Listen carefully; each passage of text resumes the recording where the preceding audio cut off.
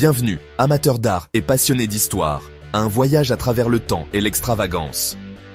Aujourd'hui, nous plongeons dans le monde captivant du baroque, un style artistique et architectural qui domina l'Europe du XVIIe siècle. Préparez-vous à être ébloui par la grandeur et le drame, où chaque détail murmure des histoires d'opulence et de pouvoir. Imaginez-vous entrer dans un monde où des détails ornés ornent chaque surface, où la feuille d'or scintille sous la douce lueur des chandelles et où les plafonds se transforment en toile à couper le souffle de contes mythologiques. C'est cela, mes amis, l'attrait du baroque. Au cours des prochaines minutes, nous allons percer les mystères de ce style influent. De son contexte historique à ses caractéristiques déterminantes, nous explorerons ce qui a rendu le baroque si révolutionnaire et pourquoi il continue d'inspirer la crainte des siècles plus tard. Préparez-vous à être transporté dans un monde de drame, d'extravagance et de brillance artistique inégalée.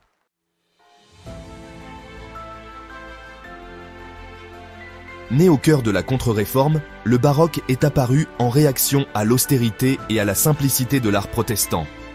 C'était une affirmation de pouvoir et de grandeur, une célébration des sens conçue pour inspirer la crainte et l'émerveillement. Pensez aux courbes dramatiques, aux sculptures complexes et à une symphonie de matériaux riches comme le marbre, le velours et bien sûr, l'abondance d'or.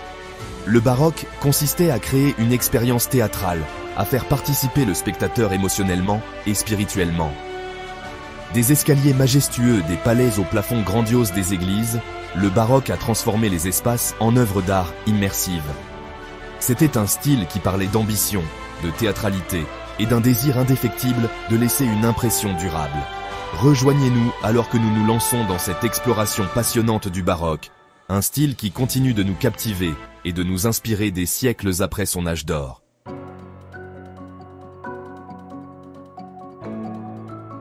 Pour vraiment comprendre le baroque, nous devons remonter au XVIe siècle, une époque de grands bouleversements religieux et politiques en Europe. La réforme protestante, menée par des figures comme Martin Luther, avait remis en question l'autorité de l'Église catholique, conduisant à une scission du christianisme. L'Église catholique, confrontée au déclin de son influence, avait besoin d'un moyen de réaffirmer son pouvoir et sa grandeur. L'art et l'architecture sont devenus des outils puissants dans cet effort de contre-réforme. L'Église a cherché à rappeler au monde son autorité spirituelle et la magnificence de la foi catholique. Le baroque est apparu comme une réponse visuelle à ce défi. Contrairement à la simplicité sobre, privilégiée par les protestants, le baroque embrassait le drame, l'émotion et la surcharge sensorielle. C'était une tentative délibérée d'inspirer la crainte, l'émerveillement et un regain de ferveur religieuse. De la hauteur vertigineuse des églises nouvellement construites aux peintures et sculptures chargées d'émotions, l'art baroque visait à submerger les sens et à ramener les spectateurs dans le giron catholique. C'était un langage visuel qui parlait de pouvoir, de drame et de la présence indéniable du divin.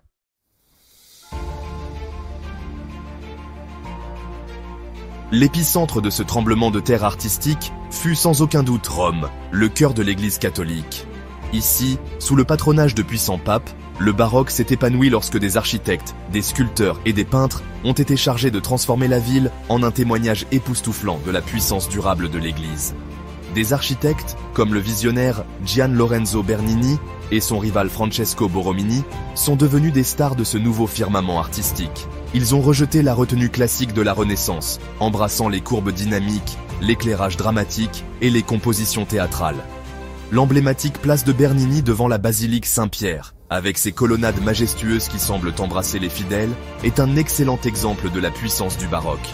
L'espace n'est plus simplement fonctionnel, il devient une expérience émotionnelle, une manifestation physique de l'étreinte accueillante de l'Église.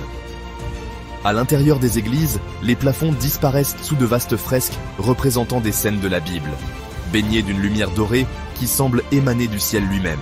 Les sculptures ne sont plus statiques, elles se tordent et se tournent, prises dans des moments d'émotion intense, leur visage gravé d'extase ou d'agonie. Chaque détail, des stucs dorés aux marbres aux couleurs riches, parle d'opulence et de la gloire de Dieu. C'était la manière baroque de rendre le divin tangible et grandiose.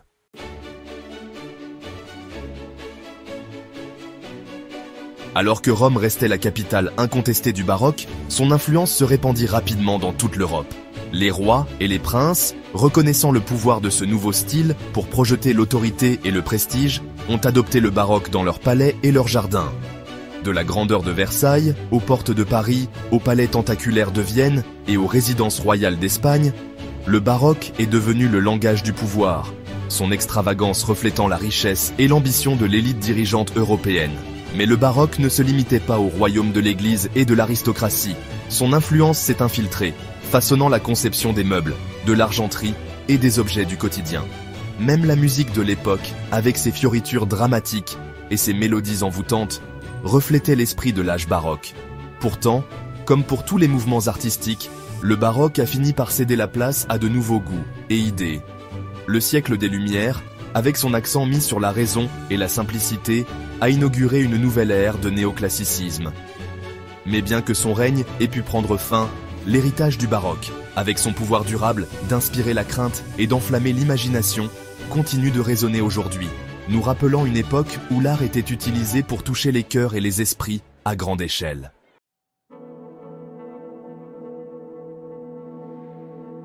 L'une des caractéristiques du design baroque est son rejet absolu des lignes droites. Au lieu de cela, le baroque embrasse la courbe, l'ellipse, la ligne serpentine, qui semble couler et danser sur les surfaces. Cette importance accordée au mouvement et au dynamisme est évidente partout où l'on regarde dans un intérieur baroque. Imaginez-vous entrer dans un palais baroque.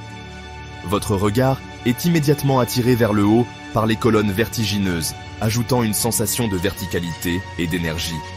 Même les meubles évitent les angles vifs au profit de courbes sinueuses. Les pièdes de chaises se tordent et se tournent, leur dossier ressemblant souvent aux courbes gracieuses de la forme humaine. Cette étreinte de la courbe n'était pas simplement un choix esthétique. Elle reflétait un changement philosophique plus profond. L'époque baroque a marqué une rupture avec l'ordre rigide et la rationalité de la Renaissance. L'univers n'était plus considéré comme une entité statique et immuable, mais comme un lieu de mouvement et de transformation constant. La prochaine fois que vous rencontrerez un bâtiment ou un intérieur baroque, prenez un moment pour apprécier la façon dont les courbes et les lignes semblent danser sous vos yeux.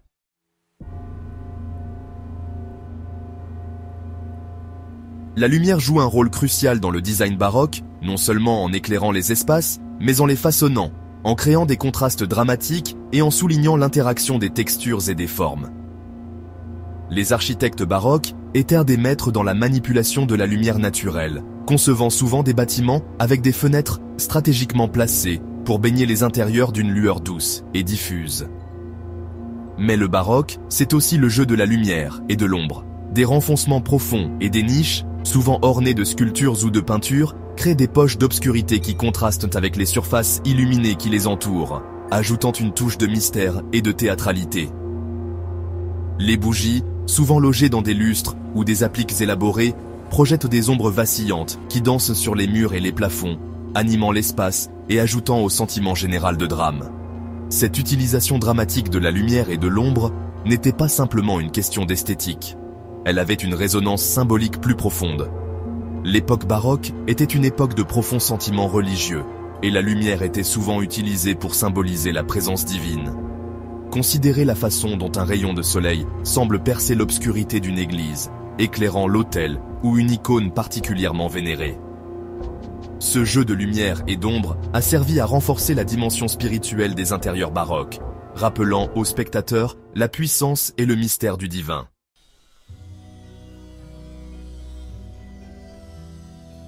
Aucune exploration du baroque ne serait complète sans une visite virtuelle de son incarnation la plus extravagante, le château de Versailles. Commandé par le roi Soleil, Louis XIV, Versailles était une déclaration de pouvoir, un monument à la monarchie absolue. À l'origine, un pavillon de chasse, Versailles est devenu un palais tentaculaire sous Louis XIV. Chaque détail, des jardins à la Galerie des Glaces, affirmait l'autorité de Louis XIV. Versailles était une scène où Louis XIV jouait le rôle du roi Soleil. Le palais symbolisait l'ascension de la France en tant que superpuissance européenne. Rejoignez-nous dans un monde d'extravagance inégalée, où chaque surface brille d'or.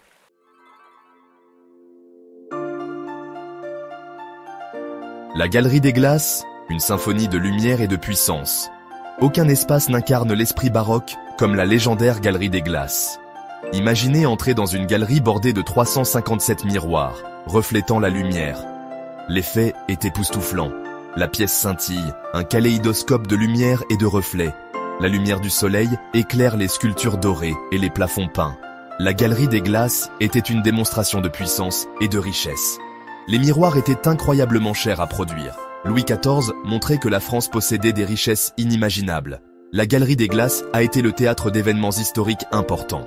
Des ambassadeurs étrangers y étaient reçus. Des mariages royaux et des bals se tenaient sous ces lustres scintillants. Aujourd'hui encore, la galerie des glaces captive et inspire la crainte.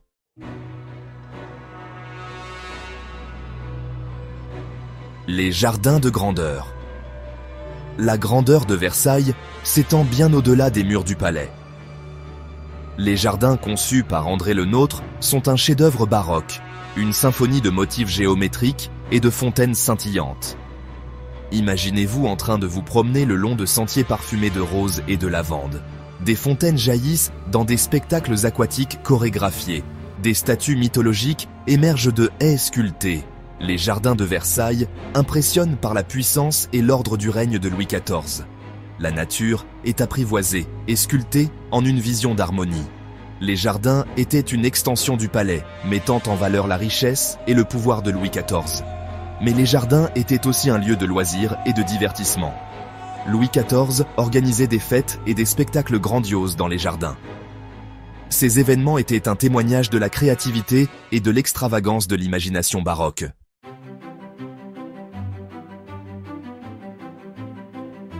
Des siècles après son apogée, l'esprit baroque continue de résonner, son influence se murmurant à travers les couloirs de l'art, du design et de la mode.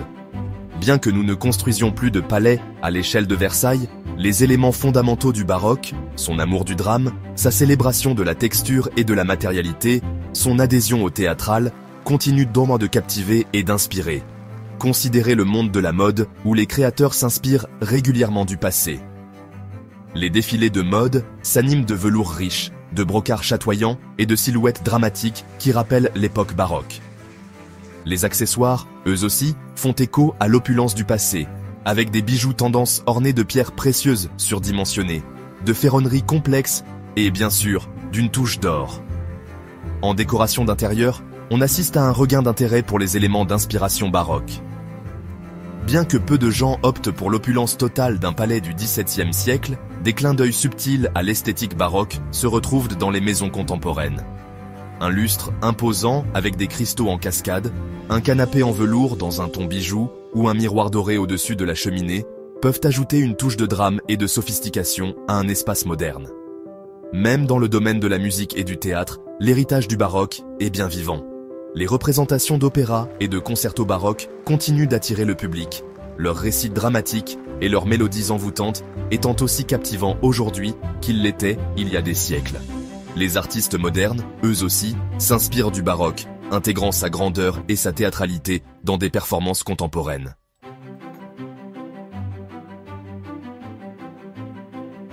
La beauté du baroque réside dans sa polyvalence et sa capacité à dialoguer avec l'esthétique contemporaine. Les designers réinterprètent les éléments baroques, les mélangeant à des sensibilités modernes pour créer quelque chose de nouveau. Imaginez un appartement minimaliste avec des murs blancs et des sols en béton poli. Introduisez un miroir orné d'un cadre doré. La juxtaposition crée un point focal saisissant, ajoutant une touche d'histoire et de grandeur. Cette capacité à se fondre avec d'autres styles rend le baroque durablement attrayant. Les éléments baroques ajoutent drame, sophistication et histoire à n'importe quel intérieur. La clé réside dans la retenue et l'équilibre. Sélectionnez quelques pièces clés qui correspondent à votre style personnel.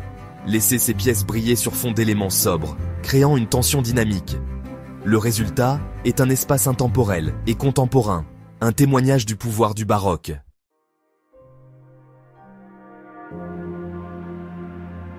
Le baroque, plus qu'un style artistique, reflétait une époque de ferveur religieuse et d'ambition politique. De la basilique Saint-Pierre à Versailles, l'architecture baroque continue de nous captiver.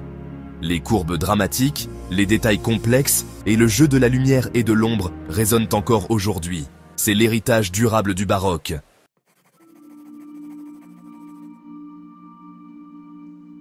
Embrassez la beauté dramatique et expressive du baroque. Intégrez des éléments baroques dans vos espaces. Ajoutez un lustre imposant, un jeté de velours ou admirez des objets complexes. Laissez-vous inspirer par la beauté baroque. Créez des espaces uniques et personnels. Expérimentez avec des couleurs et des textures. Mélangez l'ancien et le nouveau. Adoptez le théâtral et l'intrigue. Ajoutez un éclairage dramatique. Insufflez du drame avec des œuvres d'art. Le baroque est un esprit de créativité. Laissez-vous inspirer par la beauté. Créez des espaces qui vous ressemblent. Embrassez le baroque en vous. Et bien sûr, abonnez-vous à la chaîne pour ne pas manquer d'autres inspirations.